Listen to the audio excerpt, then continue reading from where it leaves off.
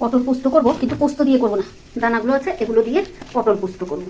শুকনো করে এগুলো ভেজে নেব, শুকনোই ভেজে নেব, শুকনো শুকনো ভেজে নিচ্ছি। পটলটাও ভেজে নেব। ভাজা হয়ে গেছে, এখন এটাকে গুঁড়ো করবো। এই শুকনোই আগে গুঁড়ো করবো, তারপরে জল দিয়ে দেবো। দিলাম, এখন এটার মধ্যে লঙ্কা আর টমেটো দিয়ে দেবো, হ্যাঁ পেস্ট করে নেবো। পটলটাকে ভাজবো, কালো জিরে ফোড়ন দিলাম, নুন আর একটু হলুদ দিয়ে তেল কম দিয়ে একটু ঢাকনা দিয়ে রাখবো। তেল কম দিয়ে ঢাকনা দিয়ে রাখলাম, একটু সেদ্ধ হয়ে আসুক, ভাজা ভাজা হয়ে আসুক, তারপরে মশলা দিয়ে দেবো। পুরো দানাগুলো পেস্ট করা হয়ে গেছে, লঙ্কা আর ইয়ে দিয়ে মিহি হয়ে গেছে।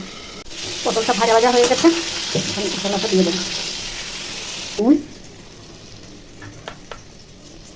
একটু হলুদ, এটা কষিয়ে নেবো কিছুক্ষণ। ভাবে বানিয়ে খেয়ে দেখবেন, কুমড়োর দানা দিয়ে খুব টেস্ট হয়, খুব কালারটা খুব সুন্দর হয়েছে।